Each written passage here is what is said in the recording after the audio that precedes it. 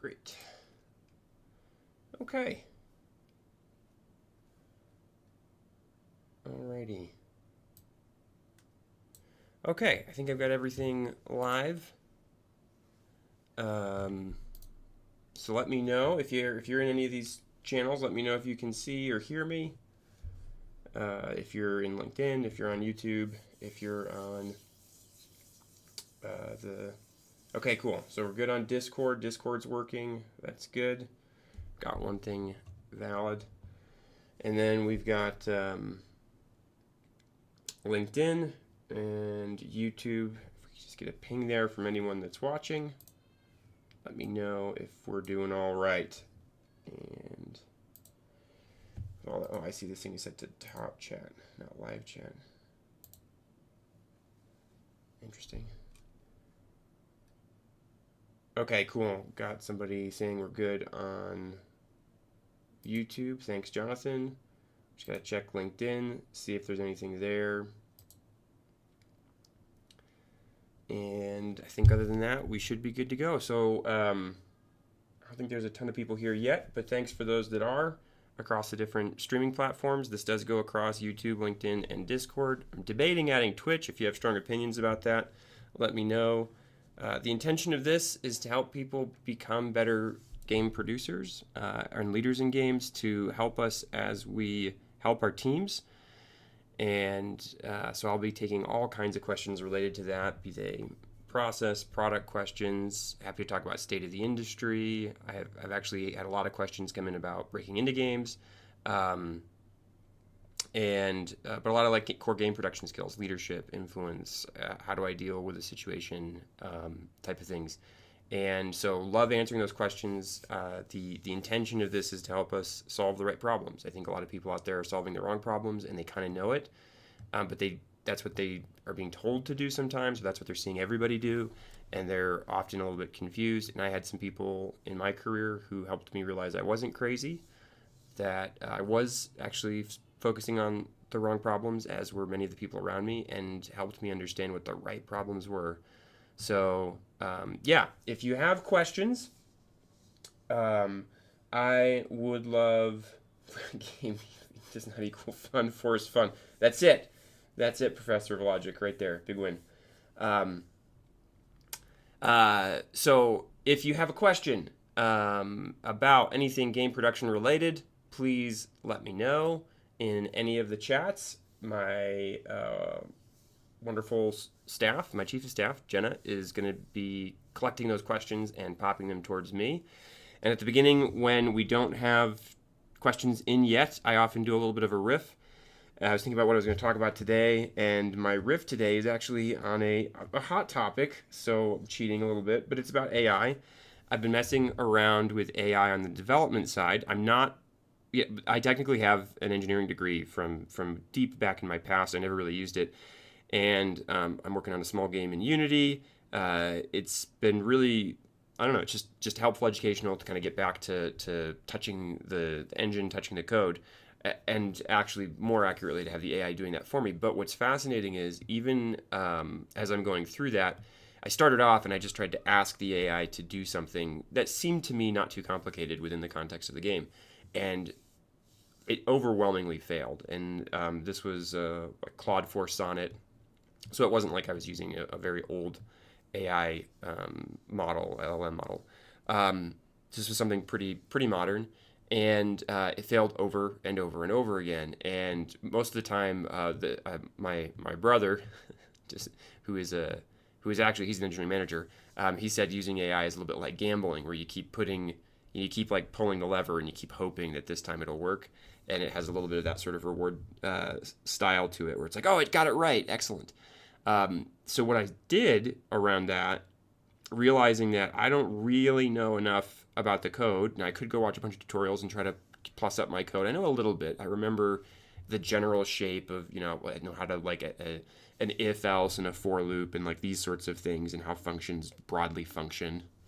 Excuse the double use of function there.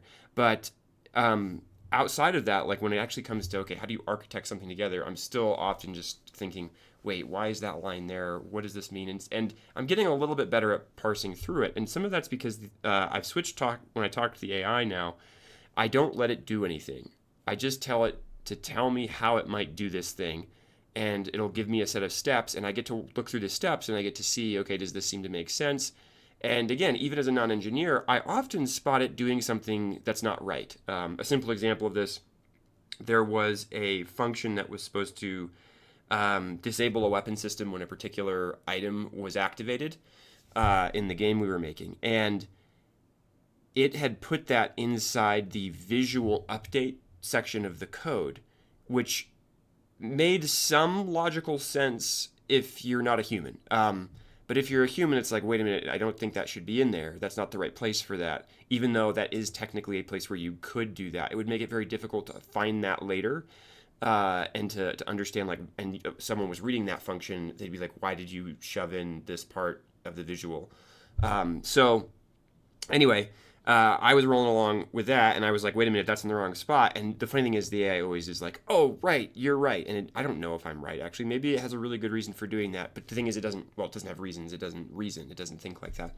But it'll always be like, oh, yeah, you're right. And it'll try to put it in a different place. And sometimes that can get you into trouble. And so there's still these error cases. But I have found when I ask it, like, hey, I'm not going to let you write the code. You're going to tell me what to do, and then I'm going to do it.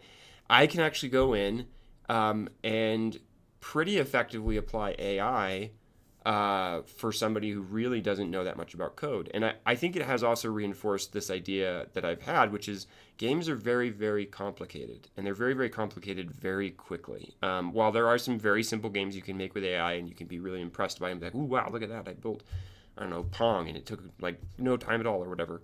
When you're trying to make something new and you're trying to make something that has a lot of different elements to it, very, very quickly, the AI will overbuild. I was talking to someone recently about this, whereas humans tend to try to figure out how to do something in as few lines as possible, just because we're like, I don't want to have to write a ton. The AI has no problem just writing, creating a ton of files and adding a bunch of lines everywhere to solve whatever problem it has. And it's not like that's wrong, but it's like the opposite problem to some extent of the human engineer that's trying to be like, oh, if I can just throw this one line in, that'll fix it. The AI is like, well, I'll just make 200 lines and that'll fix it. And it can really, really add a lot of cruft and problems to it. And the funny thing is, for me, when I, as somebody who's not an engineer, as a producer, right, I've been a professional leader basically, both in the military and in game development. I when I'm the one who's doing that, and I can spot problems that the AI is doing based on my, very, very deep in my past coding experience, then I still go like, man, this is very helpful, and I would not be able to do some of the things that I've been able to do without the AI helping. And it is actually a learning tool. If I ask it and then it gives me code, and then I actually try to understand the code, and then I put the code in, it does help me learn. But man, it's not ready for game time yet. At least not the ones that I'm using. And I'm using CoPlay in Unity, and I've got a paid subscription to that. So anyway, if you're in the chat, there's a little bit of a riff on AI and how I'm trying to use that. I still think it's helpful, but feel free to ask questions. So don't feel like I much prefer to answer your questions than riff on all the different things I'm seeing. I'm happy to riff as well. But if you got questions about anything, topics that you want me to comment on, anything in that space, even if you want to suggest an idea for me to riff on, happy to hear it, and would love to do that. So a little bit more about me. Like I said earlier, I've been a professional leader in some sense. It's kind of that's the through line in my career has been leadership. I spent 4 years in the Army, and then I went to Riot, and I was at Riot for 8 years from around 2011 to beginning of 2020.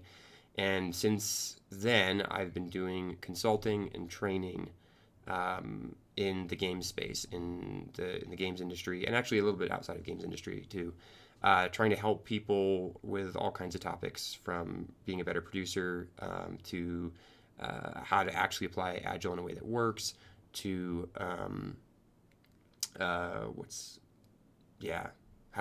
just how to be a better manager, how to, like, I've been doing some talks recently about that sort of thing.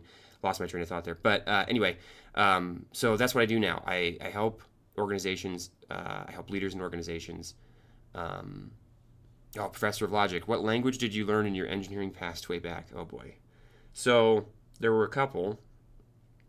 Most of the core computer science courses were C++, and in addition to that, I did Perl, actually. I did a class on Perl, I did a class on Java, and then because I was a computer and systems engineer, I did hardware software integration. So I also did C. I worked a little bit in C. Now, if you were to ask me almost anything about any of those languages at this point, I really don't remember. But one of the things that I think that taught me, especially watching some of the people who were more interested in the code and programming side and who really pursued that, I always find it fascinating when people lock in on, and by the way, I'm not saying you're doing this, but like when recruiters or things like that lock in on what languages do they know, because while all the languages are different and they have different best and worst use cases and things like that,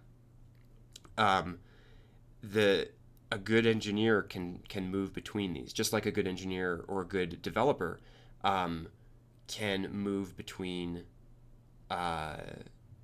like tools. They can move between, and they can learn. An artist can go from, I don't know, like Maya or ZBrush or something. Like they can go to Blender, and it's, well, I don't like Blender as much. It doesn't have the same things or whatever. I'm more used to this. Yes, we get used to things, but even when it comes to things like game engines, you see a sort of bias we have towards like, oh, I wanted to keep doing what I've always done, or the assumption by the recruiter that that's the right way to hire people is to go like, well, what have you already done? That's what I expect you to be able to do. And I find this fascinating in the same way that I think leaders can cross domains and still be very effective, right? If you've only ever worked with content or art as a leader, then it's not like that's all you can do, and it'll be really risky to put you on a live service team or a tech team. As long as you have the humility to recognize what you don't know in all of these environments, the thing that you really should be focusing on building as an individual, and the thing that the company should be focusing on hiring, is somebody who can move between technologies or tools or teams, depending on the context, and be effective in them and knows how to be effective. If you want an AI topic, how about using AI to build economy simulations to build out long-term depth in your game as a use case? Yeah, I've seen some people who tinkered with stuff like this. I don't know. It may be something that comes into relevance. So this is a comment from BU. It may be something that we think about later on. One of the things that's interesting about trying to use AI to build out economy simulations, or any model to build out economy simulations, because I saw someone attempt to model out, I saw someone try to model out like extraction. Why does extraction work? And they sort of modeled Escape from Tarkov as the ultimate extraction game that's been successful. And I was watching it as somebody who plays a ton of Tarkov.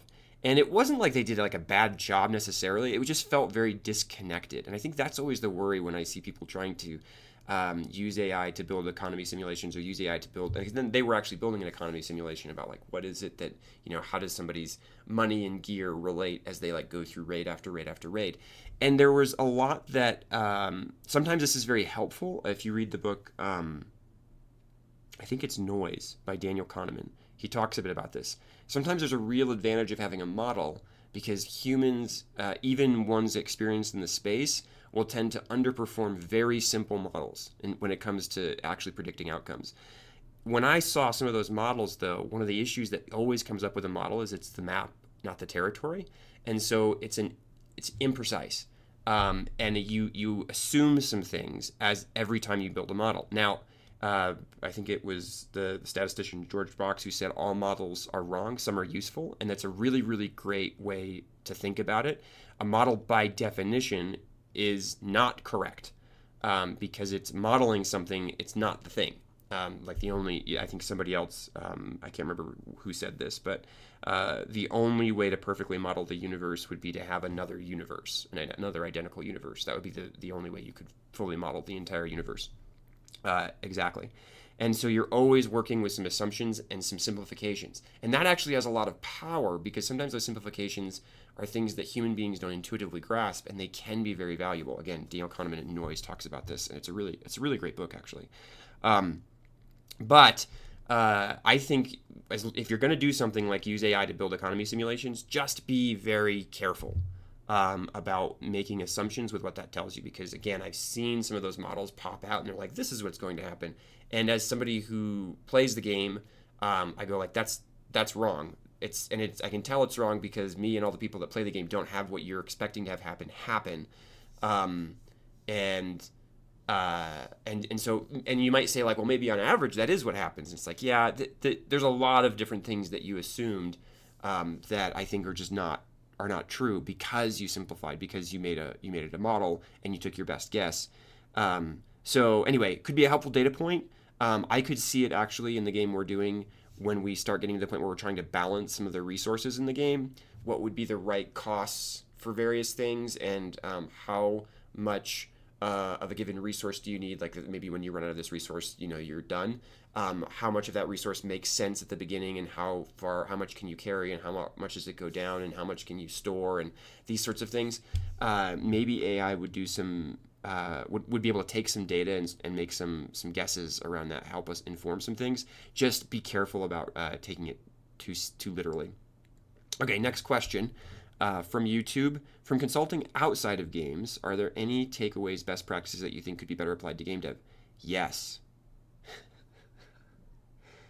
One of my concerns about game dev generally is that game dev, this is from PS. The question is from PS. Game dev is in some ways very unique and challenging. I actually just had a conversation yesterday with some engineers about some of the differences in what you might assume if you were an engineer working outside of game dev, and you would assume that like, game dev obviously doesn't know how to do this or that or the other because they don't do it very well, and then you get into game dev and you realize, that made sense. There was a reason that was the way it was. But for me, the first thing actually that comes to mind is engineering practices, engineering best practices. I think that game dev often doesn't take engineering best practices as seriously because of some of the constraints inside the system and because of the way that they've historically worked. And those are things like setting up good automated testing harnesses, having like some sort of CI/CD system. It's easy for a game to make a prototype that works and then just rush forward with attempting to implement it without doing the good engineering practice around that to make it a stable thing. And that's because early on you don't necessarily want all the weight of, we have a giant test harness and we have a continuous integration system of some kind for a bunch of prototypes that we're just like spinning up and throwing out and that are very, very roughly done. But as soon as you say, hey, I think this is where we're starting to go, it's easy to undervalue and not prioritize technical best practices. And whether you're a fan of XP or not, like there's a lot of different studies out there that show there are effective techniques for developing code with fewer bugs, and bugs are a big problem in games because of how complex they end up becoming very rapidly and for the most part. And I think game devs do a lot of it manually and at great expense. Rather than following best practice because it's expedient in the short term. And there's often this sense of rushing inside of game development. And that also happens in software companies outside. I mean, I think, I've talked to some people and they're like, hey, just so you know, this isn't just game dev. This is like all of software, enterprise, everything. And I think that that's probably true too. But I think particularly in games because they have this sense of, and the problem is there's like elements of this that are true. We're unique. We can't necessarily take whatever you use out there in application development or enterprise development, and we can't just like use that directly into games. I think one of the reasons I was effective to the extent that I was in the roles I was in was because I would look at best practices from outside games because it was very difficult to find best practices from within games because there's not a lot published about that. That's one of the reasons I'm doing what I'm doing, is to try to provide some best practices for producers, for leaders, for teams in game development. But I would look outside and I would say, okay, you did this thing, it worked. I can't apply it one for one because my team and the product that I'm building, all of that looks very different. But what are the principles behind why it worked? Can I understand those and can I pull them in? A simple thing is that I hear all the time is content teams in games. Content teams, can't use agile. And one, this is a misunderstanding of agile. Someone can ask that question if you want me to go into it, but I won't digress right now. But two, it's not true. And what is true is if I attempt to take the popular frameworks that people tend to know from that they relate to agile, and I just drop those onto content pipelines, that will cause a lot of pain and not helpful pain. That'll break a lot of things. But if I take an agile approach and I look at the team and I say, well, what is it? Why would we do these things? What would we do if we were thinking in an agile approach to work? And then I apply that into the team. I have actually gotten really good outcomes, both in increasing the rapidity of development and increasing the quality of what's developed. And it's hard, though, in game dev, because when you go in and you do that, a lot of times artists have had somebody try to force a very strict framework-based agility, which isn't actually agile, down their throats, and they've had to sit inside of a system, and it didn't make sense, and the nothing was adjusted for their context.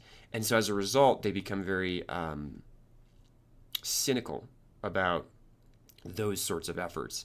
I actually developed a whole lingo around how to not use the agile trigger words that people experience, like the Scrum trigger words that are out in the world, because the concepts are actually very useful, applied into a lot of different places. But those words freak people out because they think, oh no, you're taking me back. It's almost like a PTSD response. And so sometimes I've had teams where we are technically doing Scrum, but we are not. It's not called Scrum, and none of the words are Scrummy, and we sort of slowly worked ourselves there because it ended up working fairly well, and it's better, and the team is fine with that.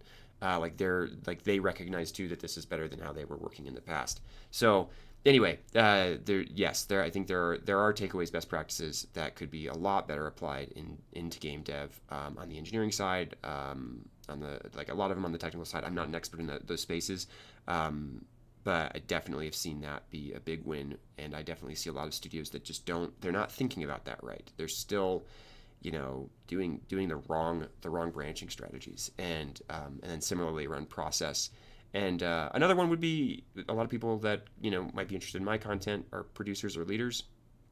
Good grief, there's so much you can learn about leadership from so many different spaces, from completely different from games. The one I always point to is the restaurant business, because the restaurant business actually resembles games a lot more than you'd think. It's not a perfect analogy, but it resembles restaurants and games are similar in a lot of ways, in that you're trying to get someone to come to your restaurant and then you're trying to get them to stay and basically come back over and over. Because if you make a new restaurant in a town and everybody's like, well, try it once, and then everybody says that was really good and then never comes back, it didn't become anybody's restaurant that they love to go to, that restaurant will fail. In the same way, for a lot of games out there, if somebody just tries it once and says that was pretty good and then never plays it again, that's a fail state for that game. It depends on your model of game. There's some more focused single player experiences where, hey, you bought the product, you played through the product once, that's all. I think a lot of people actually, like with a Baldur's Gate 3, a lot of them bought the product, they play through the product. But imagine if you bought the product, you played it for a couple of hours, and then you were like, yeah, that was all right, that was pretty good, and then you never played it again, you never finished the story. I think even if Larian made a bunch of money from that, they would view that as a failure. So anyway, I'm going down a rabbit hole here, but what do leaders in restaurants do? What do managers do? What do chefs do? How do they get things working properly? There's obviously a ton of people from the military who go and write books, and those are useful. And then there's uh, there's just direct like software and the tech space and startups and enterprise development. There's people doing leadership things. One of the books I recommend first to people when they ask like what should I read is a book not from game development. It's Lean from the Trenches by Heinrich Nieberg. I don't know how to pronounce his name, but a lot of his stuff is really good, and it has a ton of applicability to games. You can't apply it one for one because in that I think he was doing something with like the Swedish, like a government organization in Sweden, a police organization or something. He was building them out some sort of software system. But like you read through it and it gives you this understanding of how he was thinking about the world and how he was trying to get his teams to collaborate and the group to collaborate and to accomplish this. So anyway, I think that's not specific to game dev either. I think a lot of industries could learn from each other. And anytime you see any industry have sort of a, not invented here approach, either at the company level or at the industry level, like become insular and, well, if you haven't done this, then you don't really know how to do these things. You can't really help me. I experienced that at Riot occasionally. Actually, Riot was pretty good at learning when I was there from outside of the game dev space. But I remember one time a person came in and just like was nailing it on engineering best practices and all this stuff. And me and another guy were talking afterwards like, this is what we like. This is the stuff that we need our line level producers to know. And we walked away and everybody was like, that was a miserable talk. He doesn't know games and blah blah blah. And I was like, were you paying attention? So much of what he said could help us so much, but because he didn't know games, it was like it just nope, in one ear out the other. You're not a credible source of information, and that's a real bummer. I think it actually holds the game dev industry back. I've said before, I feel like games on the best practices side are often cutting edge in so many areas, but also 10 to 15 years behind when it comes to just technical and process best practice. Because we're so busy getting the games and we're so busy focusing on that, and we think we know how to do that, and then you look out and you see so many companies struggling and wasting money and being wildly inefficient. Most of the companies that I've interacted with, and I have a biased sample because people who call me and want me to come in and help their studio generally have something going wrong. Not always, but often they have something going wrong. And they'll bring me in, and it's just sometimes it's just like, man, we are not keeping up with best practice. We're just years behind, which also sucks because then you get it when it's commoditized. So you don't get, but let's take something like Agile. You don't get Agile when it starts and is really good. You get it when it's been like broken down into a bunch of not as useful, rigid frameworks that people are now being trained on in 2 and 3 day courses. But anyway, yeah. Okay, so that's. Hopefully I successfully answered that question. If you have other questions, if you're on the Discord, if you're in the LinkedIn, if you're in YouTube, shoot me more questions. Would love to answer them. Otherwise, I have to keep riffing, and I'm good at talking. My poor wife knows I'm good at talking, but I do prefer to answer questions than riff on topics. So the other topic that I had to kind of talk about while I wait for any more questions to come in. I've been doing work on my estimation course. There's an estimation course I've released, and I'm working on the section 6, and it's the small scale estimation. And it's been interesting just going back through and looking at the material. And there was something in there that I haven't found the right spot for. And some people who were going through said, oh, you should have this earlier. But there was so much earlier in the course that I didn't want to add even more to it. And it's this idea of time horizons. And I think this is such an undervalued idea whenever a leader is like engaging with a team, when a producer is engaging with a team, when even with an engineer is like thinking about what they're developing. Because it comes back to this idea I mentioned earlier of expediency versus like long-term value. We have to consider the time horizon of the decision we're making. And I roughly just say like, look, just pretend there's like 3 time horizons. There's actually it's not anything individual. It's like a range from 1 second from now to 50 years from now. But time horizon, when you're on a short time horizon, when you're on a medium time horizon, when you're a long time horizon, you may make different decisions depending on how you approach something. And one of the biases that we tend to have is we tend to look hard at the short term time horizon. It's because it's what we remember. It's the things we learn from the most. It's what other people are likely to comment on or notice about us. And so you have these different time horizons you can view things from. And even when you're doing anything, you can be pondering this. Hey, what does it mean for my game to succeed in the short term? What does it mean for my game to succeed in the long term? And sometimes those things are very different. And some simple examples of this are I can burn out my audience with a ton of toxic microtransactions to make a bunch of short-term capital. And I might think, oh, I'm winning. Look, I brought number went up, right? Our revenue number, our LTV went up while I was doing this. But if I start seeing a massive decay in the number of people engaging with my product, maybe my mid and long term got shot, and I completely destroyed that. And so there's this balance of these three that you're constantly having to do.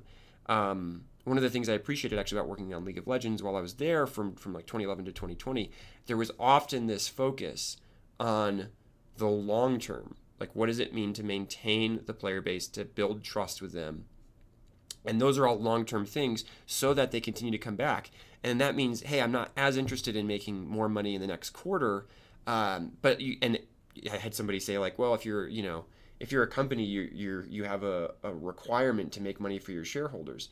And that is true. But one of the things you have to ponder is like, well, under what time horizon? And one of the problems I think in a lot of the way business operates right now, so often we get locked into the short-term framing. We get locked into, depending on your context, the next day, the next week, the next quarter, and we are not able to think long-term.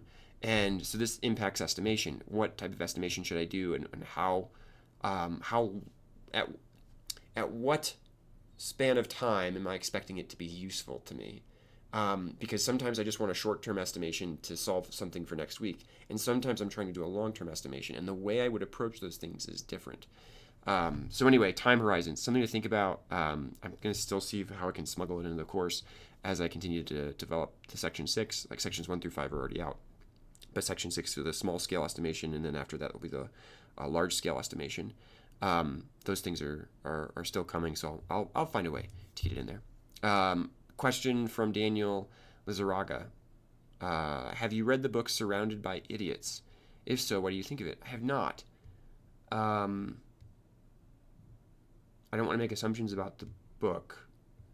The title is definitely one that's very catchy. Like that's a clickbait title.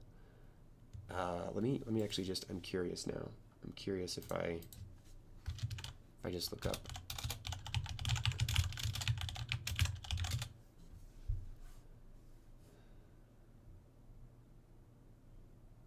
Oh, so this is talking about why it feels like you're surrounded by idiots sometimes.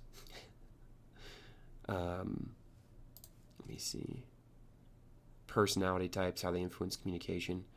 So I am familiar with this behavioral model. The red is dominant, yellow is influence. I've often heard that, also described that as like energy, green as steadiness, and blue as compliance. Oh, maybe it's actually, okay, never mind. It's probably a different thing. Yeah, no, it is based on the DISC model. Okay, so I'm familiar a little bit with that.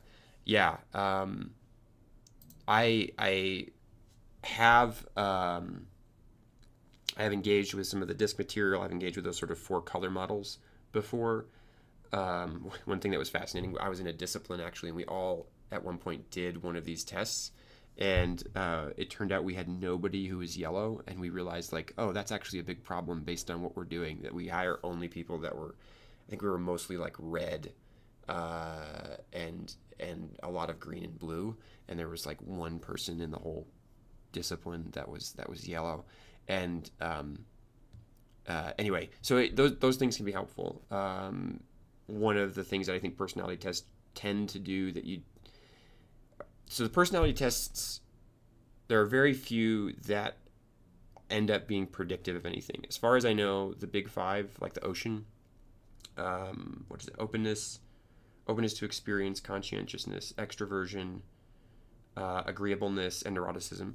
That one is the one that has some connection, like there's some correlation between outcomes on that one and actual life outcomes across certain dimensions, and there's some stability there as well. A lot of the other ones aren't as well informed by data.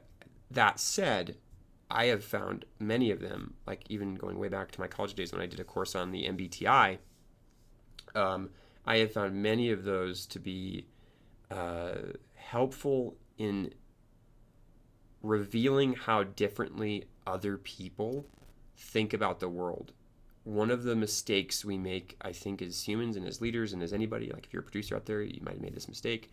We assume that other people are like us. My dad likes to say, like, everybody assumes they're normative. We all assume that we are the norm, that people roughly have the same sort of values and understanding of the world and intentions and ways of viewing things that we do. And actually, as you move between cultures and as you move around decisions and how people communicate, you discover that this is very different. And what that means is that we always have this, like, wait, why in the world would you think that kind of response that's like they're waiting whenever somebody does something that we don't understand. And it's often because they're approaching the world in a different way. They're thinking about the world, they're framing the world in a different way. This is why, like, one of the things that was fascinating to me on some training I received, if you focus on diversity of thought, diversity of anything, but if you focus on diversity of thought as people approach the world, but you don't focus on the inclusion of different perspectives, you end up in a very difficult situation, because you've got a lot of people there and they all think about the world differently, but actually it's very hard to hear them because you are not open and curious about how differently they view the world and what value that brings. And so, like, diversity isn't actually the more important goal. The more important goal is the inclusivity or the curiosity, the humility to go, like, okay, someone thinks about the world differently. What can I learn from them? And I know that those words now mean something those are like, I'm sorry, that didn't mean to get political there. I'm using those words more in their raw sense, not in how they've been, I think, politically charged. But yeah, there's this idea that you have to figure out how to include the diversity of perspectives that are on your team in order to get the most out of that. And what actually often happens when we focus on diversity in the absence of inclusion is we end up doing worse than if we were all just homogenous, if there was no diversity in the space. And the answer is not like, well, just like, have everybody think the same way, make sure everybody's just really similar to each other. That's the wrong answer. The right answer is, how do we actually create a space and create a culture where people are open to those different ideas and can hear them, and what is being put in place to encourage that and to make that something that's rewarded and not punished inside of the system. So anyway, but yes, Surrounded by Idiots, I haven't read it, but I do think that idea of, like, how I have default ways that I always try to communicate with people, and some of them just don't work for some of the people I've had to try to convince, and I'm often stuck and I'm like, wait, what do I do? I'm trying to tell you and you're not understanding. And that's my view, and for them they're going, you're not telling me this in a way that matters to me, or you're not telling me this in a way that I know how to respond to it. So okay, we've got a couple questions from Renju from LinkedIn. How do you handle feature creep or shifting priorities during development? That is such a giant question. Let me see if I can. How would I handle this? Okay, so feature creep, I'll take. Okay, feature creep is you have to look at all these things through the lens of, what does it mean for me to ship the best potential experience I can for whoever my audience is. So in games, how do I ship the best game or part of a game, feature, asset, whatever it is? And then when I hear people talk about feature creep, I go, look, is the feature creep there because we discovered that there is more important work that we had not planned for than the work we had planned that we should do in order to make the right experience and to best engage the audience? If the answer is yes, then feature creep is something where you say, well, this isn't really, this is just, we've discovered some things, which is normal because there's a lot of uncertainty and unknowns in game development. So you handle feature creep by saying, well, okay, let's bring this in and prioritize something else out and recognize that something else won't get done. Now, where feature creep becomes this feature creep as a problem, it's when we're constantly discovering new work, but we're also holding a line that we have to do all the old work we planned for. This is where this becomes toxic, because typically you're doing some amount of estimation, and then you're doing a plan around whatever you've estimated. And under the best case, a lot of times you just do a plan and then you hope the estimates will fit inside of it, and you tell everybody that they have to, and then everybody gives you biased estimates. But regardless, that's more dysfunction anti-pattern. You should be having this world where you have a bunch of features. They're all lined out, or whatever, however you've broken down the work. In value statements, user stories, tasks, whatever it is. Like, there's a lot of different things you could do there, and I don't want to get into the nuances of all that. Now we've started doing it, and we've discovered this is a new thing. Okay, can we prioritize this in? And when the answer is, well, no, we still have to do all of it. Now I start having to figure out, well, the thing that I now have to cut is like quality. I have to start basically making these things, but not doing them as well. I have to try to cut corners. I have to try to make it all fit. I have to shove everything in. And what you usually end up with in the complexity of game development, with everything sort of interacting with each other, is a couple things aren't quite right, and that undermines the whole experience. So the way you handle this is by recognizing that you're in an empirical space, that you're doing knowledge work, not task work. The idea, you said shifting priorities. That is actually the answer to this. You say, here are the things that we think we need to do. Great, plan around that. But recognize it's wrong. Recognize you're going to learn new things about what will actually matter more to your player. Know what you think is most important today. Recognize that in 6 months, you may have a completely different approach or perspective on that. And focus hard on delivering the engaging parts of that experience that you're trying to create through a game to your player. What this means is that as you're going through stuff and you discover new thing, you slot it in and you say, okay, cool, where does this sit on my priority list? Deprioritize everything below that. And it doesn't mean nothing's going to get done. It does mean that if I'm constantly finding hyper valuable work that is way more important to creating the player experience I'm trying to create than anything else in my backlog, I should be doing that work. Another place where feature creep can become toxic, though, is when you get this from an external sense, and in an uncontrolled way, where, in the military we call this like the good idea fairy. The good idea fairy would come in and like knight some senior officer and say like, oh, it would be a good idea if we all wore our hats in a different way. And everybody's like, oh my gosh, really? And we all have to wear our hats a different way because that person has the authority to make that change.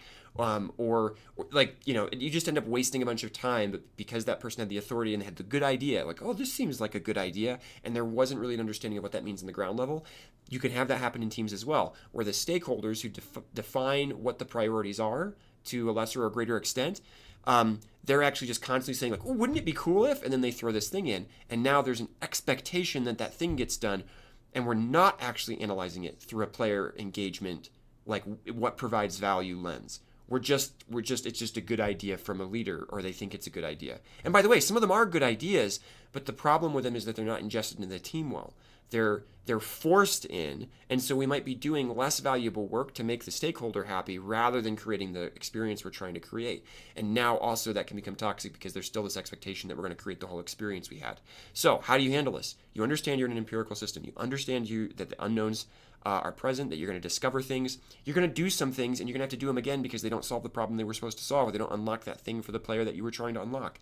And what you constantly are doing is saying, what is the most important thing for the creation of the player experience we're trying to create throughout development? And we're going to keep prioritizing that. We're going to keep working on the top of that list. And so as new things show up, that means that they either get prioritized low or high or whatever, and then everything else shifts accordingly.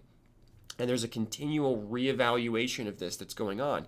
And a lot of times that's designers, sometimes that's producers. If you have product managers in your organization, it might be them. Stakeholders should be involved in that. I don't like it when they drive it directly or when they get to just inject for free into it. And those are dysfunctions when they happen. But that's how you do that. And what we all acknowledge up front, we're not going to get it all done. I've been consulting with a lot of different game companies in a lot of different spaces for the last 5 years. I worked at Riot Freight before that in a lot of different teams.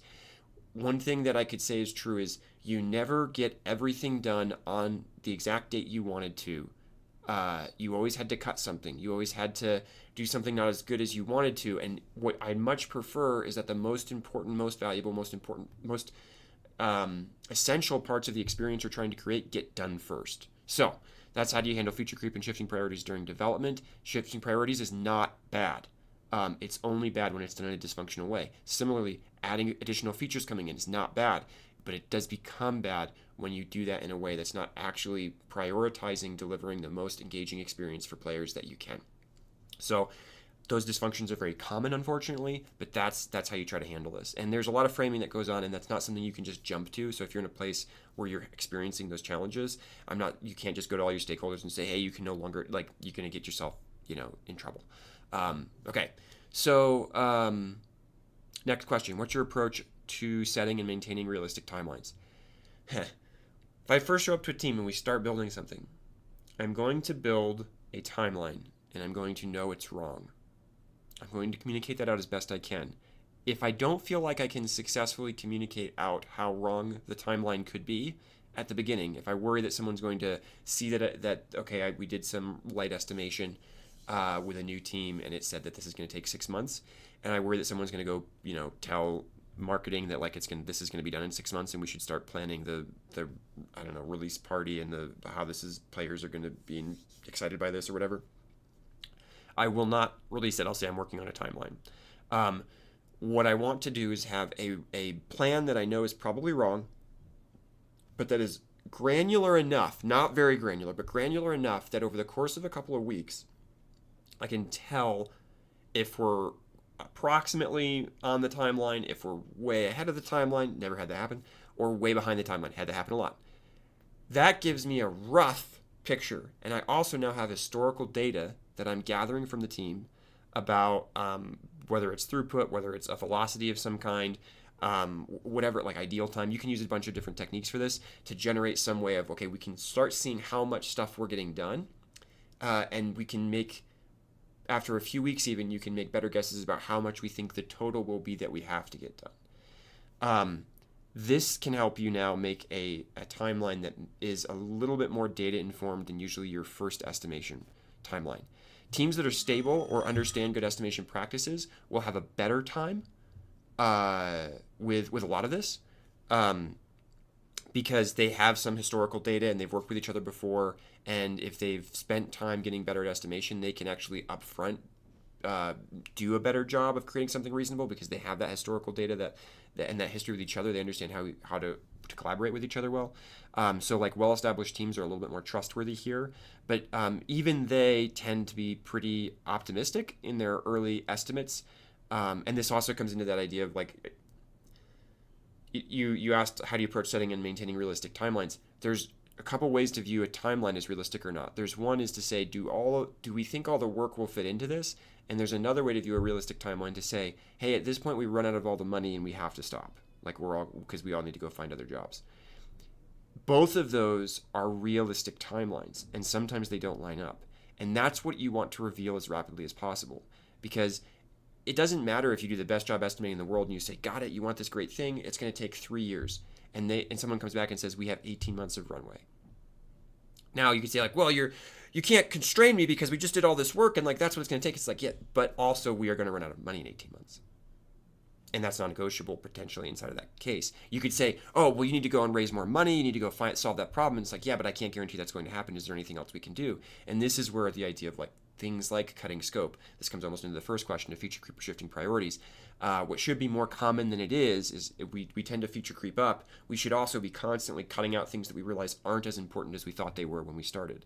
And refining, like narrowing scope, removing scope, entirely. Like these are things that should be part of us making sure that we can hit the right timelines, because both of those timelines are real. When I do a really good job of estimating with a really experienced team and they create a really great picture of like, this is how long this is going to take.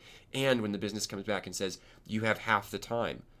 And that's just a hard constraint. And I'm sorry. Like I wish I could give you all the time you needed to get this full thing done. What if you only had half the time? What would you do instead? And I think if we all recognize that there are these different constraints, these different timelines, and they are all in their own ways realistic and important to manage and be aware of, I think you're going to be much better off. But the problem is we don't. The problem is we do a poor job of communicating what we might be able to get done, or we fall into the fallacy of, well, the plan is what we need to do, and like that's, the plan said this would be done in 2 weeks, so it has to be done in 2 weeks, and then we'll move on to the next thing. It's like, well, what if it didn't do what it was supposed to do? It doesn't matter. We're done. We move on to the next thing. It's like, no, that's not a good idea. So anyway, hopefully that helps you with that. But But yeah, I mean, very simple answer to the first question is you recognize, one, you probably don't have a realistic timeline when you first start, especially with a new team on a new project. Two, you get something bad out quickly that you can then, if I got 1 week of work done from my plan and it took me a month, hey, maybe I'm moving at 25% of the speed I would need to move to complete this plan on time. It's surprising how accurate some of those kinds of early estimates can be at predicting things. And then there's other more advanced techniques you can get into once you have more historical data. There's Monte Carlo simulations. Like I said, there's throughput monitoring, and you got to track stuff like backlog growth and things like that. But yeah, there you go. Okay, how do you manage dependencies between different teams, art, QA, etc.? This is something that is helped massively by having cross-functional teams. So because it basically attempts to remove dependencies. I do not. If you ask me how I would structure a game studio, I would not structure it in a discipline-centric way. I would not say like, okay, there's all the engineers over here, and the artists are here, and QA is here, and design is here, and then I've got producers / project managers / discipline leads who ferry between those things so that we all do the right bits of work so that this thing comes together. I think that's a great way to disconnect people from the value that they're trying to create for players and have everybody focused on the stuff they're building. And they might build really great stuff, but it may not come together into something holistic. And you have all these different dependencies in that environment. Like, you've maximized your dependencies, basically. Also, because there's so many dependencies, usually you end up with these weird like bottlenecks of either the discipline leaders or producers of those different disciplines. They become this like constantly ferrying information rather than having developers going directly to each other, because that becomes overwhelming for bottlenecked disciplines. But it's very difficult to identify the bottlenecks inside of that system because everything's like it masks some of those issues. They'll still reveal, but it looks a little bit different. So the first thing is, how do you manage dependencies? The first thing you try to do is remove them. You want to try to remove dependencies wherever you can. And a simple way to do that is to create cross-functional teams. Now, if you're in a discipline-oriented structure, you may not, again, have the authority to just say like, well, let's all grow cross-functional. One thing you can try to do is say, let's build a strike team, or let's build a group. I want to build a group that cuts across these disciplines, and I'm going to put them in their own sync or async communication Slack channel, or whatever Discord channel. They're going to work together to solve this problem, and they have as much as we could give them that made sense. Because sometimes there's just so many different disciplines involved, it doesn't make sense to have everybody, but I'm going to have as many people as I can that can do that work in order to get that thing from start to finish, and I'm going to have them together. Now, you said disciplines between different teams. Let's say you've done this, but you mentioned art and QA as the team, so I think I'm answering that question. Sometimes, though, you have cross-functional teams, there's still dependencies between them. They're working on different parts of the code base, or like they need to finish this bit of the tools before we can do this bit of the art.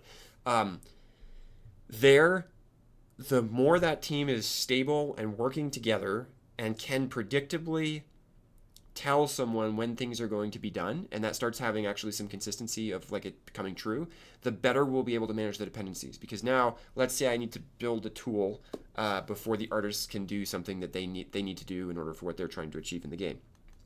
In a world where I don't trust any of these teams to provide me good estimates, the team that needs the work is going to constantly be asking for it in order to try to put pressure on the team that needs to do it.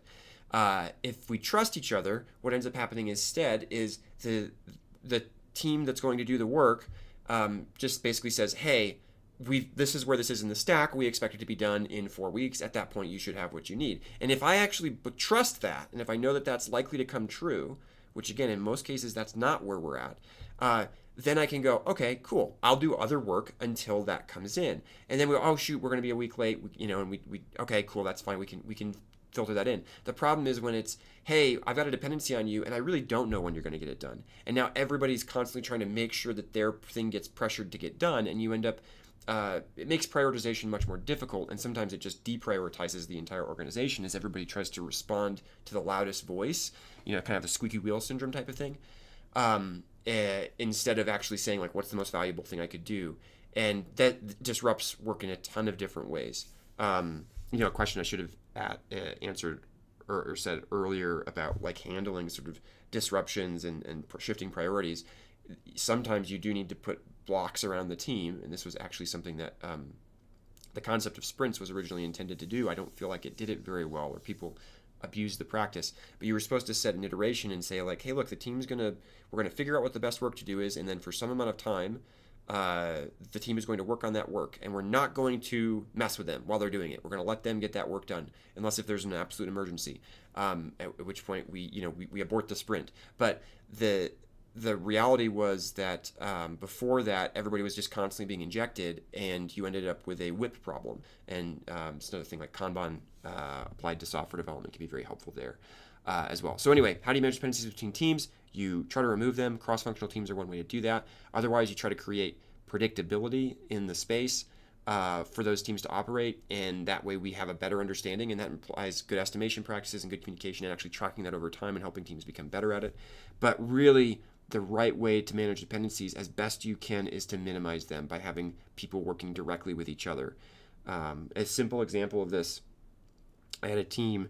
It was a content creation team, and because of our engine and tool set, there weren't that many people that could actually hook up assets. It was difficult to do. And so like engineers could do it, QA kind of knew how to do it a little bit, but not a ton, and the designers were really the ones who did most of it, the sort of implementation of whatever everybody else was doing. And they were seated, it was a cross-functional team, but they were seated in a discipline-centric way. I scrambled the seating so that people that were working together on the same things sat together. And this has serious trade-offs, because this means the disciplines aren't all sitting next to each other talking to each other about what they're doing. Instead, you're sitting next to other disciplines, and so when you turn to your left and to your right, you have people that aren't experts in what you do. This has a cost. An advantage was a simple advantage, and I don't want to overstate this, but I do think that in the broad, this was a very effective practice, and I would do this again based on my experience seeing both of these systems, like discipline-centric seating and cross-functional seating. So I had an animator who was sitting next to a designer, and he came to me a few days after, and he said, I've gotten more work done in the last, I can't remember if he said day or a couple days, than I did in the previous 6 weeks. And it was like, whoa, what? And he's like, yep, because I am often stuck waiting for the designer to implement, and now, coincidentally, I am sitting next to the designer, and when I need something, I just turn to him and I say, hey, could you help me with this? Now, this revealed a problem inside of our system, and that problem was designers were a absolute bottleneck and single point of failure. But the other thing that it revealed was, holy cow, imagine how much faster these other disciplines could go if we could not be bottlenecked by design, but also if we could have people who can help each other get the work done. Like there was a dependency there. Have them just sitting next to each other so they can just handle that dependency immediately. And that is what you want to do. Like as much as possible. So within the context of teams, whether you're remote, whether you're in person, the more you're setting up communication channels and everything else to be cross-functional as the primary way we talk and communicate with each other and relate to each other, and it's tough because people will move towards the people that are like them, and that includes like discipline. Like if I'm an engineer, I'm going to like to talk to the other engineers and get their thoughts on things and stuff like that. It's not as intuitive for me to go talk to the designer or the QA on the team, but I actually have a lot to gain by doing that in terms of all of us moving forward. And this can come into play when you're doing estimation. This can come into play when you're doing you're actually thinking about how we're going to break the work down. There's a bunch of different elements to this. So how do you manage dependencies? Try to remove them. One way to remove them, cross-functional teams. Try to get the middlemen out of the way. And I get it. If you are the middle person in that, like you're the producer of the QA team or the producer of the design team or something, you think your job, like this is what I do. Aren't I only important because I pass information between these groups? No. And actually that's a low level of function, in my opinion, even if there's a lot of work to do there. It's far better to train an organization to be able to understand how to effectively talk and ask for things from each other directly. And only when we start identifying that someone is being overwhelmed do we have somebody come in and go like, wait, what's happening here? Oh, you're being overwhelmed. Okay, that's good data. And it doesn't mean anybody's wrong to ask you. And the right thing is not to put a block in front of anybody talking to you. It is actually just start going, why are you overwhelmed? What could we do to solve that problem so that, you're not getting hit by as many of these? Is that, better tooling? Is that whatever it is? And it's shocking how often those are better ways to approach this. So, okay, Renju, thank you for the set of questions. That brings us towards the end of this. Hey, I have a few things. If you enjoyed this, if we're going to keep doing these weekly, I really appreciate everybody bringing in the questions. I really love just, I don't know, hearing where people are at and the problem types of challenges that you're facing. I have created some material. You're welcome to listen to my podcast. And I put something out every 2 weeks, either interviews, sometimes myself talking about a topic. Hoping to do more of those self ones if I can in the future, where it's kind of just me kind of walking through a topic. But I try to get interviews with interesting people in disciplines that I'm not in, with expertise that I don't have. I also do have courses, so if you're interested in becoming a better game producer, a very highly rated course that I've done is Succeeding in Game Production, What You Aren't Taught. That's available through the website, and Jen's going to put that in the chat for you if you want to check it out. It's to help you actually frame production properly, and what it means to lead well in the context of game development. More recently, I've built out, I mentioned this earlier, an advanced estimation course for game and software development. That's still in early access. I'm still building out future sections, but so far the response has been really positive. So if you're interested in advanced estimation, that's a very long course right now, and it's getting longer. I tried to be very, very thorough. I tried to really give you all the information that I could, so that you would have a lot more than most people have when it comes to thinking about estimation. And it just starts with trying to frame estimation properly. Why are we actually doing it? And how do we avoid the traps and problems and challenges that are so present whenever we think about estimation in game and software development. And then I also do an Agile fundamentals training every so often. That's an IC Agile certified one. The next one is actually next week. You're welcome to try to get into that. There's still some spots, so if you want to, go ahead, hop in. But that one's next week of 4 days, 4 hours per day. So it's half days, 4 half days of training. I'm really looking forward to it. We've got a good class set up right now. So anyway, psych, there'll be more of those hopefully coming later this year and certainly next year. And otherwise, I think that about wraps things up. Thank you so much for attending, for listening. Always feel free to shoot me a comment, connect with me on Discord, you join the Discord, connect with me on LinkedIn. If you have questions and things like that, like even if you aren't going to make the next one of these, but you have a question and you feel free to ask it, and I'm happy to just say hey, could you answer this in the next one? It would be great to have some questions I could just kick off with, and then you can watch the recording if you want to.